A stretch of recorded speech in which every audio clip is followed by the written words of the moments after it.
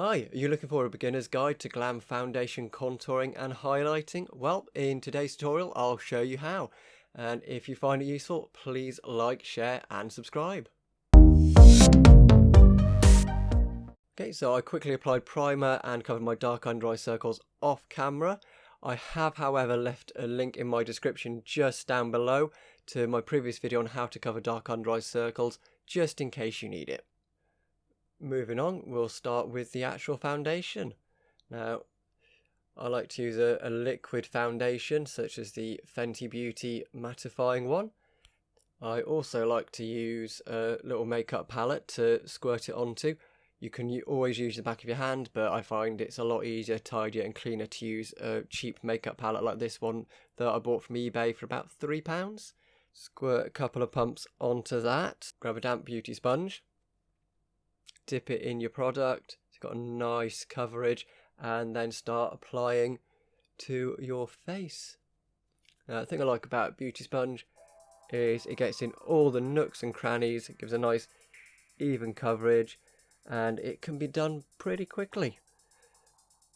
If I'm doing a full head though, just to make it even on tops of my head, back of it, for those of us that have no hair, I then end up going in with a brush, because at that point I can get away with a thinner application and it's just then quicker on the back bits, and I can guarantee then that it has been evenly applied, because I can't see those and I don't have anyone that can actually help me out and let me know if I have covered those properly or not. With the main foundation applied, next I like to go in with another foundation, usually a couple of shades lighter. You can also use a concealer that's a couple of shades lighter, just to then add a little bit of highlighted areas that can be blended straight into the foundation. So I'll just dab those in now. I like to do just a little bit on the forehead and under the eyes, just because they get so dark. It's just nice to have a little bit of lightening up. Just go in, dab that in. As always, damp beauty sponge. Get it blended down so that it blends in nicely with your original foundation. What you want is a nice seamless blend, so it's a gentle transition. You can of course go for something even lighter, so there's more contrast. It all depends on personal preference really. I like a little bit of contrast, but I prefer it to be quite subtle. And excuse the funny faces I'm making while I'm blending down, just so I can get in all the nooks and crannies and get around the massive bags I have under the eyes there.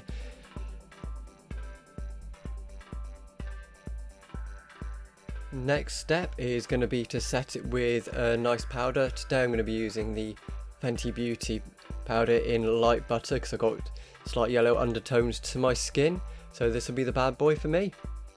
Get yourself powder puff or brush, depending on what you prefer. I quite like using a powder puff, and dab that on. Let that bake for a minute or two before brushing it off. Once the powder's baked on, just grab a light fluffy brush and brush off any of the excess before you get to the next step of contouring. Let's do that very quickly, get that done. To contour, I'm going to use the Fenty Beauty bronzer in shade Shady Biz, and I'm going to use a nice fluffy angular brush, and you want to go just below the cheeks, just in the hollows of the cheeks, just to create that, and brush up at an angle towards ears and into the hairline.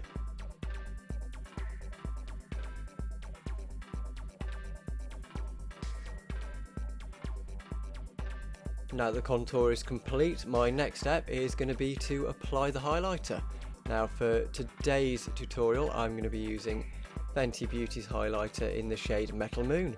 And to apply that, I'm going to be using a nice soft fan brush. In this case, this is one of the ones from Morphe, because I feel that it gives a much softer feel to it than the pointed highlighter brushes, but again, it all comes down to personal preference, whether you want a sharper or a softer highlight. Always tap off the excess and then lightly brush it on and build it up to the levels that you like.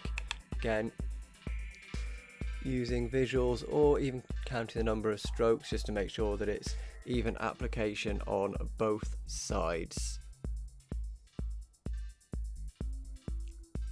Voila, so the next step after this will be to apply the setting spray.